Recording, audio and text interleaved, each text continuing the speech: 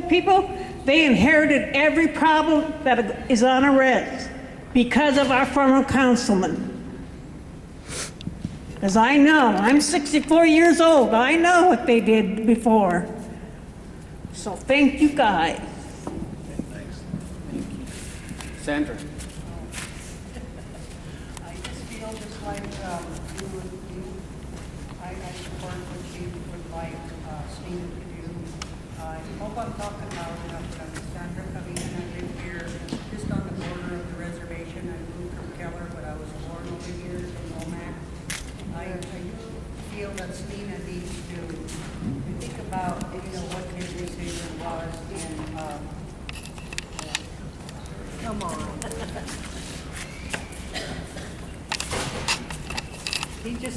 He just needs to think about, what he was supporting and maybe go back and rescind what he did. And I think that the people needs to be involved in this, whether it means we're going to have a meeting about it and get everybody's support. They did that in the past, like for example, when we first was able to get our claims. Of course, that's a total different thing, I realize that.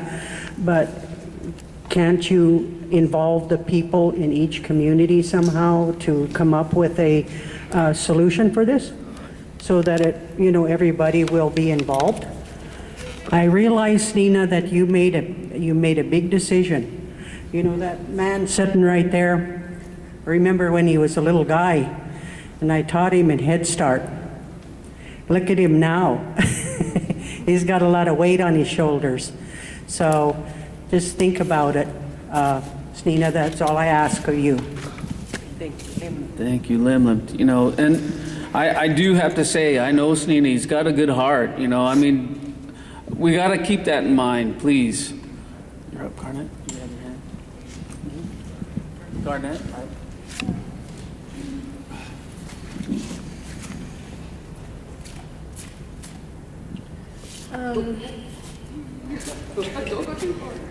I have stood by you guys through a lot of this stuff. I'm not political. I don't really get into this stuff because it angers me. I see where, me, I wouldn't be able to make decisions. So I respect all you guys, and I know that this isn't a hard thing, or this is a very hard thing to do.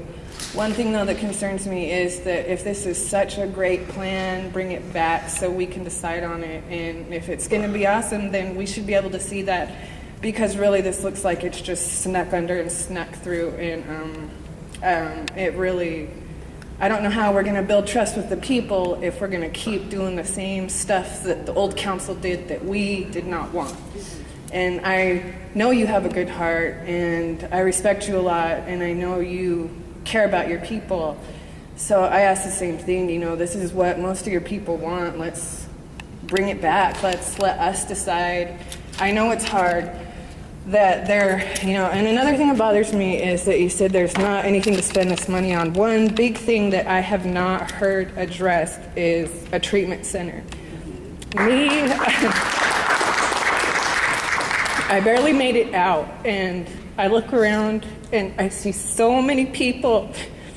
All these families in this room probably have someone that is being touched, and I haven't heard anything about, there was a $10,000 for the community to work on a suicide program.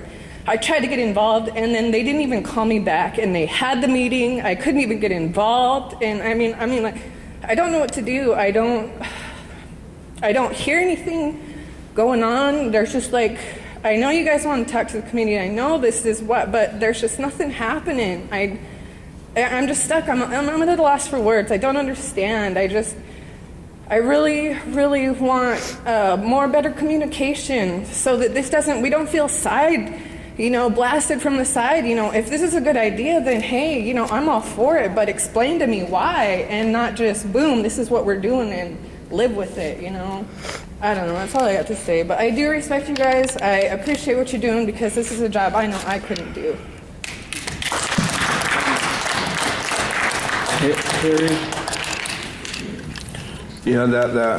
That concern about the health stuff, that restoration team really needs to come forward with some things for us to vote on.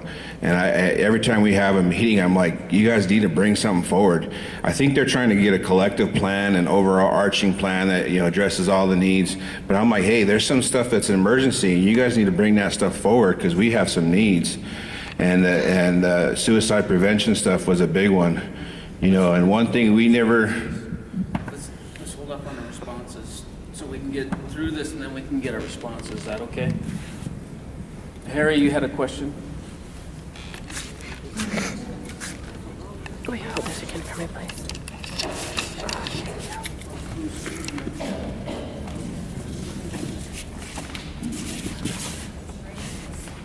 Hello, everyone. My name's Harry Bissett. I'd like to share with you all that my years of working with the tribe started back in about '74 in gaming and with other departments in CETA, the CETA program. What I have to share with you is the fact that we're hearing about all these projects that are supposed to be starting up, all the jobs. And I've stood here and listened, and I've heard councilmen say they're going to back the Taro Department, back the law of the Taro Title 10 law for hiring our tribal membership and hiring Indians. If we're going to be building new buildings and having all these projects come to the reservation, we've got to ensure that we're going to back our Taro and give our people jobs. The reason we're having such a high rate of alcohol, suicide, etc., people are losing hope.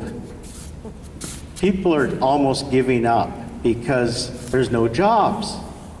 And I've walked in them trenches and was fighting with everything I had, my working co-workers in the office of the Taro Department.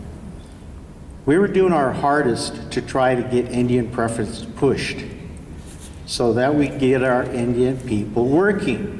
But it's not going to work if we don't have the backing of our leadership. And I want to see that if we're going to have projects coming on the reservation, then we've got to have our tribal members working on these projects. I, myself, my co-workers were told to stay away from projects. Don't go to those projects. We've also been told by our leader there at the office, why do you think you can make these contractors hire your Indian people? That's what the job, that's what the sovereignty is. That's what the law reads, Indian preference. But when we're told that we cannot have these businesses hire our Indian people, and if we try to force them to hire Indian people, we're not trying to force them, it's the law. Hire our Indian people, put them to work. They're here, you're here, work with us. We can do it. We can work together. But that doesn't happen. We get jerked around, jerked to the side, get suspended, get terminated, have to fight our way back into our jobs due to the fact that we're trying our hardest to get our Indian people jobs, get them working. But the politics step in and say that, why are you doing that?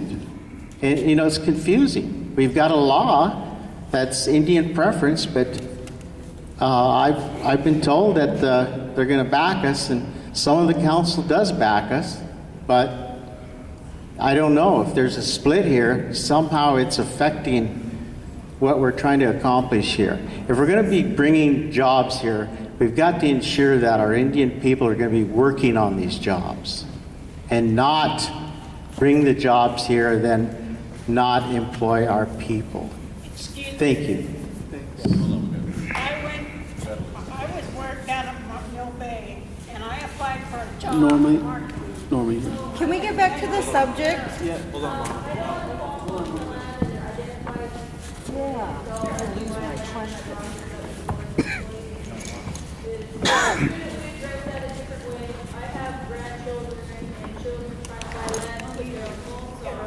And the only place they can look for right now is off the reservation because everything that's owned by the tribe is not available for sale to any tribal community. So why can't we allocate some of this money out to loans to the tribal members who want to buy tribal trust land, who want to keep it in the reservation, but they want to have a house that they own the land to? You know, because we talked about this, I know there's ruling because of the Canela, I know I talked to Tribal Credit and they said, well, after they foreclose on anything, Omak is inundated with homes. Junk. You know, they have to leave them locked up. We can't even buy them to even restore them. We can't buy the lots because they have to be set aside for a certain period of time. But you know, if we're going to do this and we're going to buy the land, then let's buy it for the members and not for the tribe.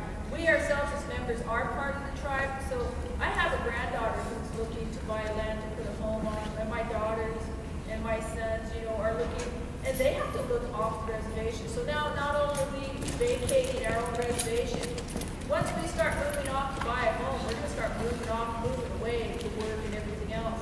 So, you know, I know there's laws and rules why we cannot buy the land that's purchased for specific monies and specific, because of the housing shortfall and everything. But can't we use some of this money to give to our members to buy back the tracts that you guys are looking at? You know, if they want to live there, let us buy them, loan the money to them instead of buying it back from the tribe and we can never touch it again. Yeah, and we can do that through tribal credit, but I mean, that's, you know, if that's something that we want to develop out of the sustainable fund, we can definitely do that. But I want us to get back to the admin building. Let's get through that first and then we'll get to that, okay? How many members does it take to make a quorum? Is it not 8. So if I look at this right here, I don't see 8. I was running the meeting. I didn't get a vote, so there was 7 plus me is 8. But if you leave the room, there's no quorum. If you leave the meeting, Oh. you no longer have a quorum. You have to have 8 in there to make a vote. She's confused on the committee meeting that you attended, that you walked out and you didn't get to vote on. No, I think you're talking about this, when they passed the resolution? Mm-hmm, the special? Yeah, but you have, because I work for department, whenever we go to committee, and we'll say, did that pass, if it goes to the left, so we didn't have to vote, they had to cancel the rest of the day. So when you leave and there's not a quorum, don't you cancel for the rest of the day, and you can't vote? Yeah, once somebody leaves, and actually at the end of the day, or it wasn't even before the end of the day, there were a couple that left and the special session ended, so we didn't finish all of our business. I'm running the meeting. So yeah, I could have walked out, but that's also walking out on my responsibility. No, you said you walked out to take a phone call. Oh, that was in the committee. That was in the committee. Yeah. Okay. Okay. So I was confused. Michelle. We've gone in so many different directions, and my main, I guess I was just gonna say, we can change this. There's not a lot of us left here, but we can do it. The simple way is yes. 2, again, like I say, write up a resolution, get it on a rec sheet, whatever, take it to see it. Tell him, let's get it, you know, we could take it to Joe, we could take it to any of them. Because from my understanding as a council member, they don't work for a district, they work for all of us. So all of us can ask, you know, it's just, you gotta have the guts to get up there and say, hey, don't like it, there was this many people, let's relook at it. Let's take it to the table. It's wrong. Another thing, the comment that I have is, why do we think this money is burning a hole in our pocket? What is so damn wrong about a bank? I put money in the bank. I save money. You know, so why do we have to spend it so fast? Let's think about it. Common sense, people. Let's use a little. Just because you get to the table doesn't mean you gotta spend every dime we got. And let's just, you know, Think about it. We don't even have a plan for the building. You know? I want to see a plan. I'm not going to go out and buy $1 million house when, God, if I would have made a little plan, it's only going to cost me $300,000. Come on. That's all I'm asking. Okay, I've got Mandy, and then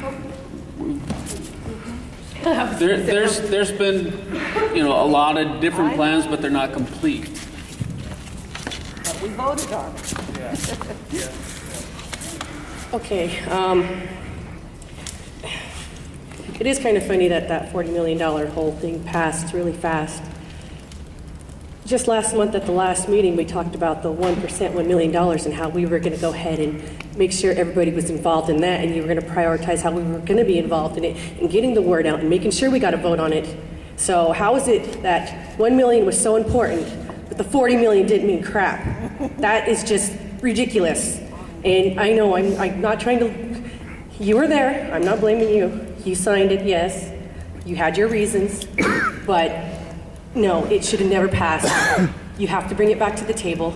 You guys have to demand, because you're the president, you're the rest of our district council, that they put it back on that agenda and you do it again. And if it goes wrong again, you're going to hear from everybody again and again and again until it goes correct by the people, for the people, because that's who you work for. Thank you.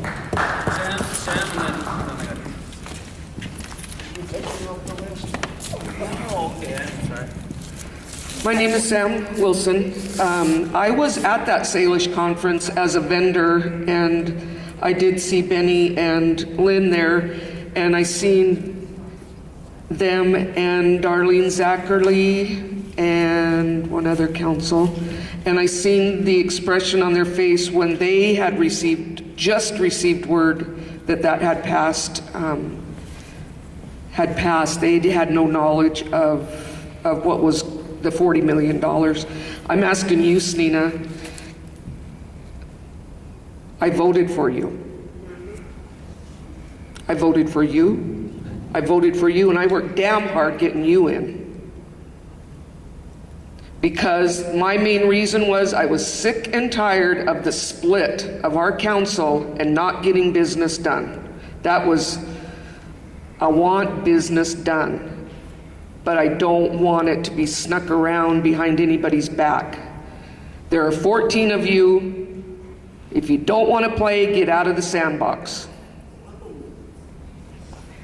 But yeah, I'm angry. I'm really, really angry to see some of our council that were out there at that Salish conference and the expression on their faces when they were being told, because the text messages were coming in like crazy out there in Spokane when I was out there, to tell us about that. I'm asking you, Snina, I voted for you. I'm asking you, please, as the majority of all of us have pretty much confirmed, bring this back to the table and let that type of decision be made by 14, not 6. Thank you.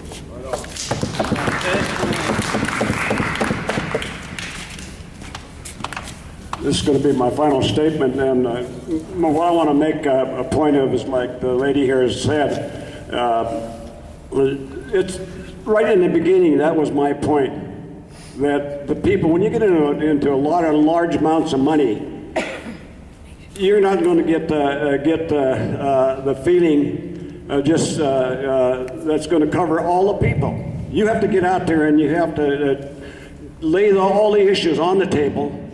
And then you got to get into a planning session, and you got to carry it over a period of time to get the planning and that didn't happen here. We're rushing, and once we start spending that money, we're dead.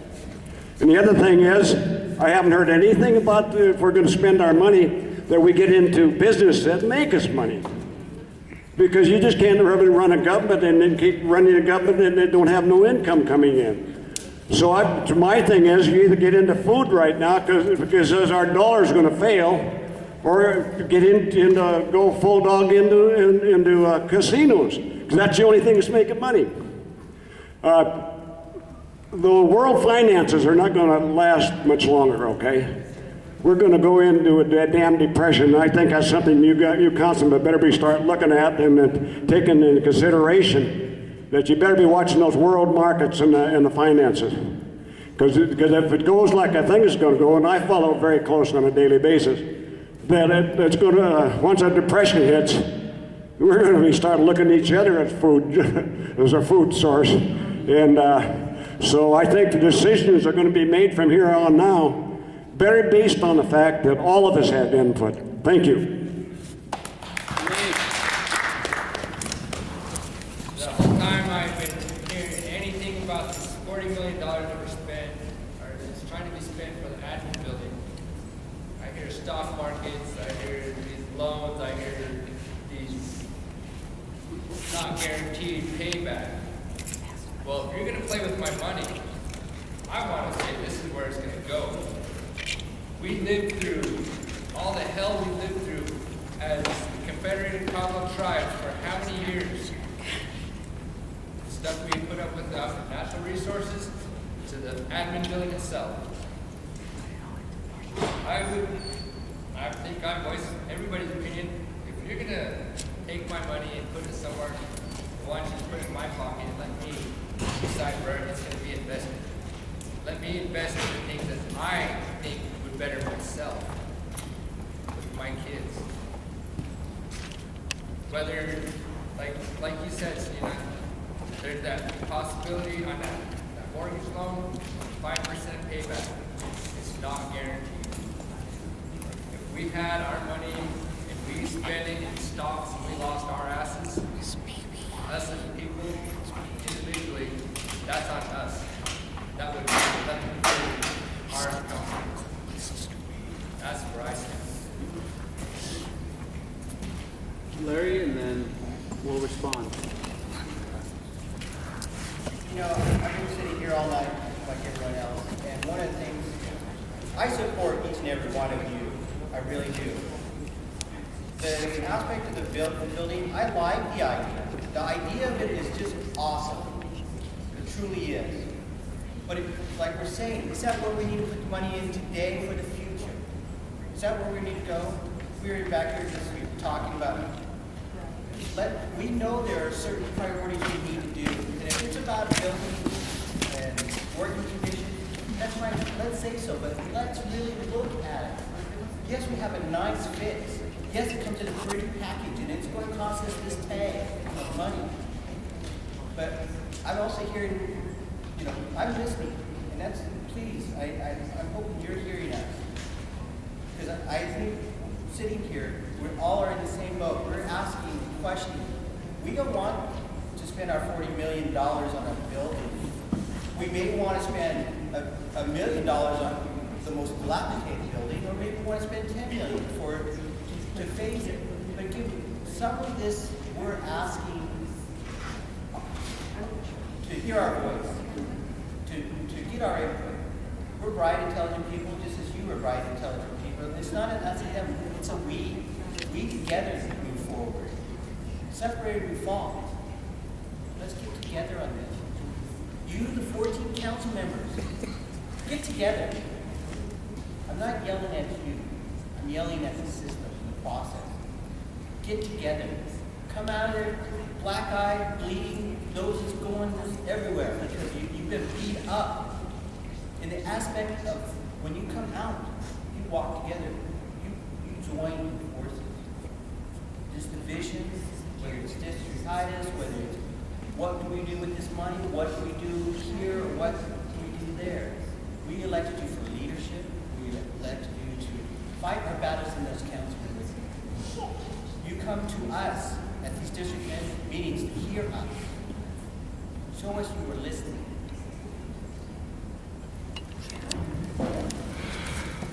Okay, I know that there's only a few people, and I know you guys don't want to hear us go on and on, but I wanted to make a couple comments. I wanted to make a comment about something that John mentioned earlier about he brought the irrevocable trust fund proposal to the table and talked to everybody, and everybody was all on board, and they liked the idea, and we all did. We all liked the idea, but we didn't have anything to read. And one day we had the document presented to us, and then we all froze. And it wasn't because we didn't support it, it was because we wanted to know the options. We didn't need to spend the money right away. We didn't need to put the money anywhere right away. We still needed to make an informed decision. You know, my IQ, I hope, is a little bit average. You know, I hope that my decision making is at least looking at the facts. But we do have some people that do politics, that are performing as politics as usual. You know, some people are already vying for positions. You know, I already told the chairman I'm not going to lobby for anything. That's old politics. You know what? Support me because I'm doing a good job. Support me because I'm being honest with you. Support me because I'm trying to be a team. But don't support me because you got a group over here because I didn't vote for something that you liked. You know? And so you're right, Larry. We need to work together because we have a responsibility to the whole membership and the protection and preservation of this reservation. We have a responsibility. I have on my computer a picture of our first retreat 2 weeks when we came on board. Trust, team, respect. We were going to work together. Unity. Those are words that we all committed to. I want us to get back there. This is not a playground. We don't have to be this way. But we all have sat down with Snina on this issue because guess what? He feels like he got thrown under the bus tonight. He wasn't at my house when I had elders drive up and yell at me because I voted for an administration building. I gave up all of the money. I got thrown under the bus. And I didn't even know that we had an option to vote on this. Every vote that we all make, we have to live with. And we have to answer to all of you. And you know what? Some of my votes you might not like. And that's okay. You can beat me up or whatever and then vote me out if you don't like it.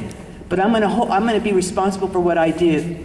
And this, I do not believe, I believe that we've been pushing this money way too fast. We are bright enough to know that we need to be informed, we need to protect this money, we need to plan for the future, and we need not spend it. I mean, that's just my position. Secondly, I want to say something about what Garnett said. We have the section on the health and wellness. I'm on the health committee. We have over $300,000 in grants right now with suicide, on suicide grants, suicide prevention. We have a coalition that's been in place for 3 years. We just got another extension on a grant. We have programs like that, but just like Garnett said, we have programs that are not working in our communities, not working in our schools. We just had a suicide. This is detrimental. It lasts a long time. We need to do a better job with those grants. We need to get them out in the community, make sure people know about them. Education, well, that's my mission. I want us to be investing into our future workforce. We are right now starting to get together. We're having all these cuts right now because of sequestration and federal funding is going out the door, state dollars are going out the door. Tribal dollars, we need to invest in our youth summer employment program, and we need to start planning now.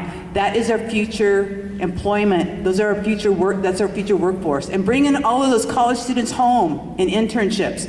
That's what I'm looking forward to. So that's where my commitment will be.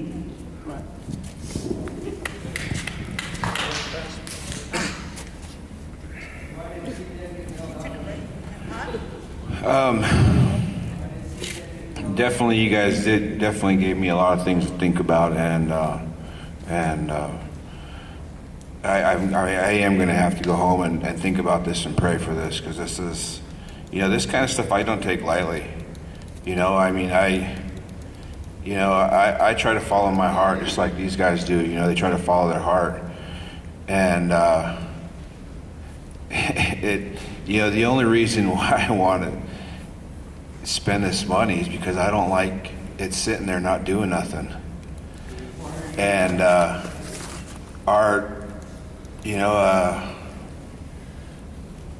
you're not going to do nothing with it, then pay it out to the people.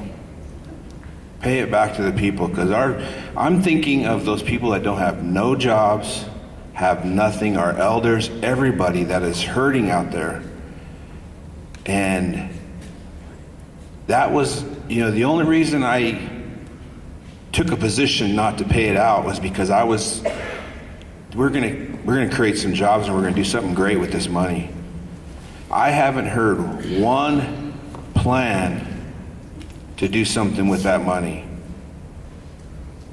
Like I said, there's stock market stuff that's been said, but no one's brought it through. No one's championing that. No one's bringing it through. And then, John just talked about the irrevocable trust, but that has a plan for it sits a pot of money into some other pot of money. A safer pot, I guess. And so when you guys are asking me to think about this, what I'm also thinking about is all those people like you that don't have no job. Well, I have a job. You said how you lost your job. Yeah. That's what I'm thinking about. I'm thinking about the 41% of the people that are unemployed on this reservation that are having a hard time right now. And when this body right here doesn't do nothing, that affects everybody. It does. And so, I am totally in support of having this go out to the people and talked about and refined and what is the best action. But I have to also keep that in mind too. Whenever we don't do nothing, we're doing something. And 41% of our people are unemployed right now. And they are having a really hard time. The drug and alcohol rate, we talked about that, is a reason for that. There's so many, I don't know. I seen that 400 job price tag, on there, and I went, oh my God, that's an answer for us. I have family here that could work over there, and I have a lot of family in Espelum that can work in there, and I have a lot of family in Inchalim that could work on that project over there. So when you guys are asking me to reconsider this, that's what I'm dealing with internally. I have to internalize that, saying, okay, do we put this off and talk some more, or do we do something? And I have to I really struggle with that. So, I'm definitely taking this home, and I'm definitely going to pray about it. But I want you guys to understand what I'm going through, because this is, it's a tough decision. And I'm thinking of, those people that don't have no jobs, that's what I'm looking at. So But you've just made a step towards creating some jobs. Feel proud about that today. Yeah, we did the Atlas. It took a long time to get there. You've got skilled people that are you don't realize how that's gonna affect this whole reservation, because you're gonna put loggers back to work. Tiger, he can come home again and get his trucks running again, or people, can start living again. You took a step. It might have been a baby step, but that doesn't mean to go ahead and make a decision of $40 million on a building. We have lived with these for how long? Let's look at it, let's think it, let's not get it. We don't have to go all in 1 year. And I just had the same reality hit me. Because I made a choice to move. Let's let him finish first. We got a couple other people I want to finish so we can. But I just don't want him to sit here with, that's a lot of guilt he's bringing on his shoulders. And I'm diabetic. Yeah, definitely got to pray about it, Be proud of what you did And, today. that is a big step. And I know we have a lot of other stuff that we're looking at too, things that I want to share with you guys, the projects that are coming down the pike. And, those are some, there's some more opportunities out there for us to create some employment, besides what's going on here. And I would appreciate it. What I want to do right now is say, what, we're getting a lot of pushback from this project. We're having a lot of animosity. There's nothing hurting us to take this to the people. Go around to the districts, show them what it looks like, get some dialogue going on. there's nothing wrong with that. And so I would appreciate that kind of time to do that and to get that going. And, it's going to be, it's going to take some time to even get this project moving. I mean, there's a lot of stuff to it, so I think we have a lot of time to do that, to bring it to you guys and get some input and everything on it. You guys probably haven't heard a lot of the views that I've been concerned with, and some of the thinking that I've been thinking about. I know Facebook and stuff, and the Moxon Telegram feels a lot of different direction, but I never have looked at Facebook, so I have no idea what you're talking about. I keep telling them to stay away from Facebook. Don't even look at it. That's an evil thing there, yeah. It's where people, they're out there shit. I just want Snina to know that this isn't personal. I'm not attacking Snina. It's nothing against his manhood or anything like that. I respect him as a person. We've both been through a lot or going through a lot. But when it comes to politics and business, I try to separate that from brotherhood and friendship. And I make my decisions on what I feel is the best for our people. So I don't want him thinking that I'm attacking him or that we're throwing him under the bus. A $40 million decision went through that table without all of us having our input or any of our debate or discussion. So it's not personal. Unless, that's up to the individual. If he feels that it's personal, I'm sorry for that. But I'm not sorry that I am sorry that I didn't have a choice. I didn't have any time to debate. I didn't have any chance to say anything until after the fact. So, the sad part about being on council is that 5 or 6 people are making a decision for the other 9 or 10. You know what? You're still in that same crock of cow poop, whether you want to be or not. It goes with the job. So when people make decisions for that whole council, I know the membership says all of council, get rid of them all, do all these things, but not all of us support all the things that you see come forward after the fact. And if this project is such a great idea, why aren't we educating each other, the council first, educate the membership, then make the decision? Don't do it backwards.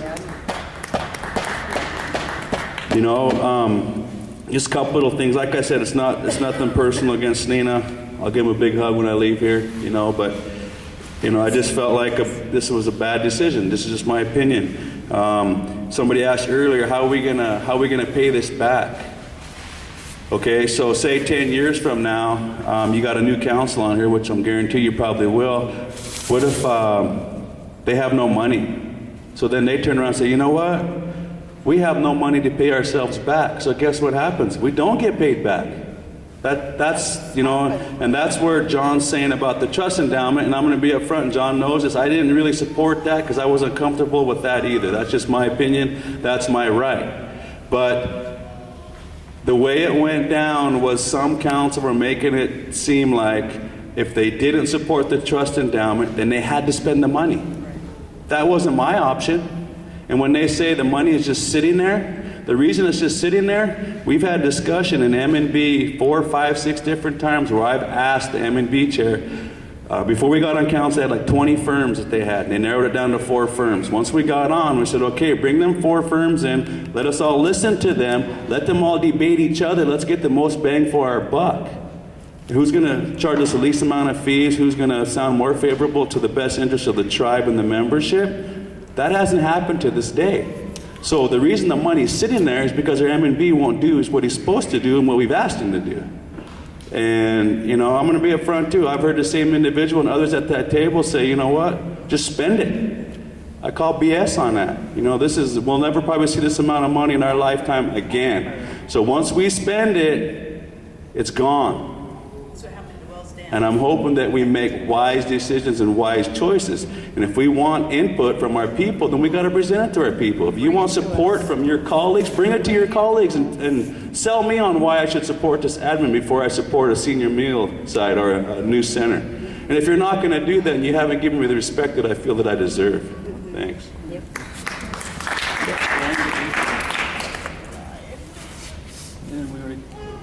You're down to 3 minutes. I guess it's.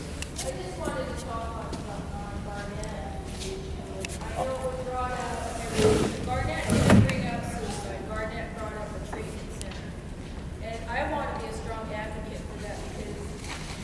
that. We don't get to suicide until after drugs and alcohol are completely Yeah, taken have over. affected us.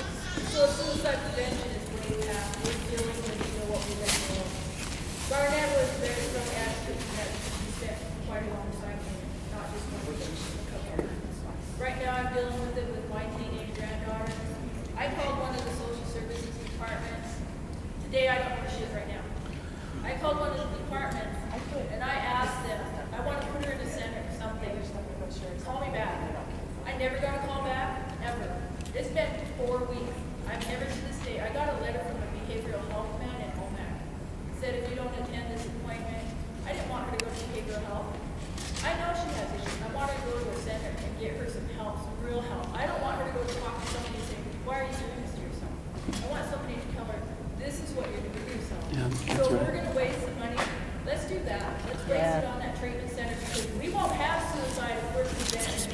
I completely agree. I think, so that's one of those good ideas, right? Because, so if I could talk a little bit now about, just my reflections on this, because, it really is, some of the times I think council people have to understand their role. We're policymakers. We set the policy so that businesses can grow. We set the policy so that our programs are empowered to set up a treatment center. We set up the policies so that there are protections for our forest. That's what our job is. Our job isn't to make things happen. Our administration, our programs, we empower them to make things happen. We give them direction to make things happen. That's the difference that you need to have when you sit at the table. And, so I feel that frustration because I ran the meeting, but I didn't have a voice. I didn't have a voice at the committee, so it's, if we're going to debate something, I really want people to have their full heart into it, to explain it. Exactly.